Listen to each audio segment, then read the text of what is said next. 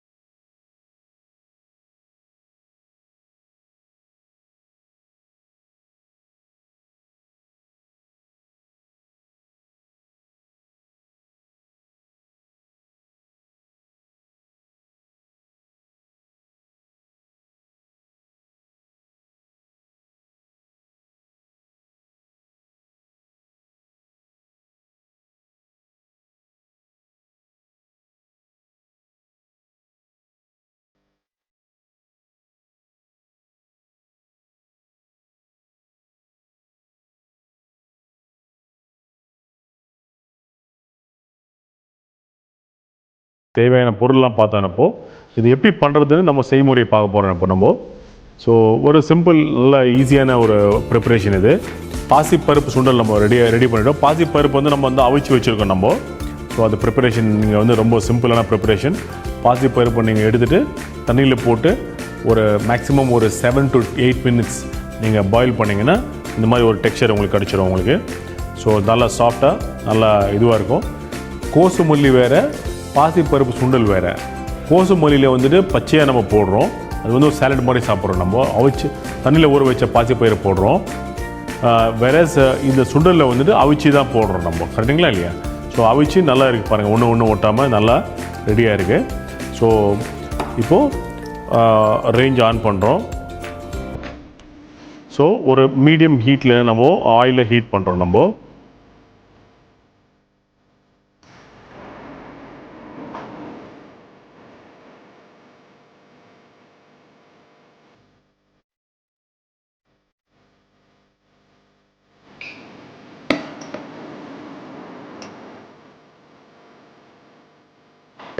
லேசாக ஹீட் ஆன உடனே ஒரு ரெண்டு வரமிளகா போடுறோம். நம்ம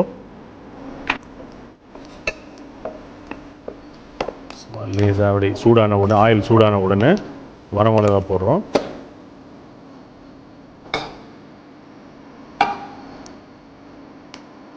கடுகு உளுத்தம் பருப்பு போடுறோம்.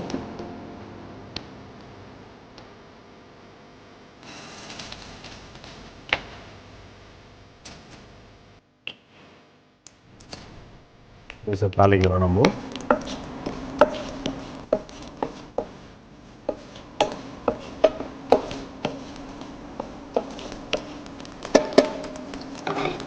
ஸோ இப்போது கொஞ்சோண்டு ஒரு 2 பச்சை மிளகாய் போடுறோம். கொஞ்சோண்டு உப்பு, கொஞ்சோண்டு பெருங்காயத்தூள் போடுறோம். கருவேப்பிலை நைஸாக நொறுக்கி வச்சுருக்க கருவேப்பிலையை நம்ம போடுறோம். சரிங்களா?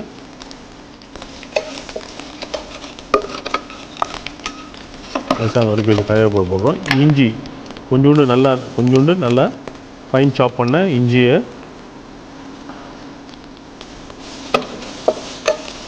போடுறோம். இந்த வெஜிடபிள் நம்ம கட் பண்ணி வச்சுருக்கோம். நம்ம இது ரொம்ப குக் பண்ண தேவையில்லை. ஸோ லாஸ்ட்டாக அப்படி போட்டுட்டு இந்த அவிச்சு வச்சிருக்கிற இந்த சுண்டலை, இந்த மூங்காலை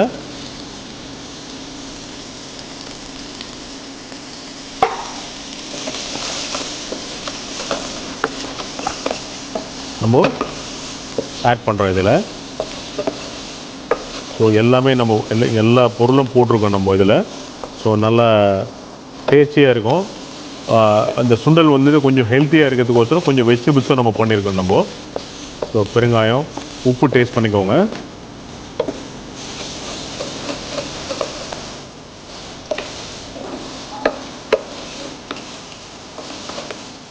ஸோ நம்ம இப்போது இதை ஆஃப் பண்ணிவிட்டு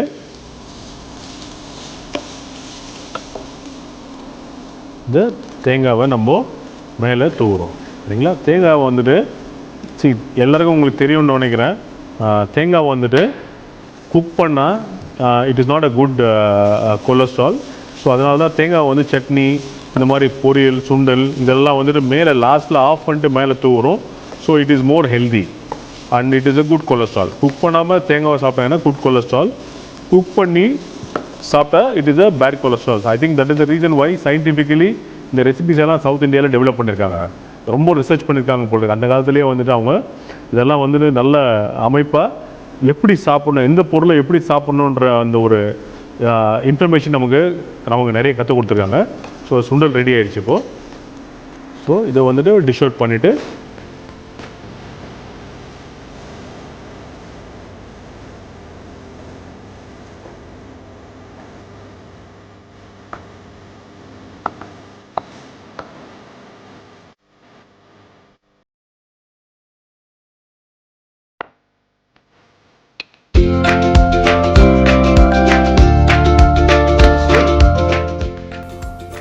பாசிப்பருப்பு சுண்டல் ரெடி.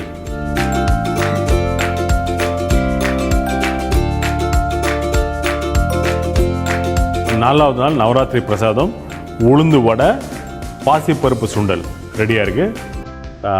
கடவுளுக்கு படைச்சு நீங்கள் சாப்பிட்லாம். என்ஜாய் டேஸ்ட் பண்ணிவிட்டு எப்படி இருக்குன்னு நீங்கள் சொல்லுங்கள்.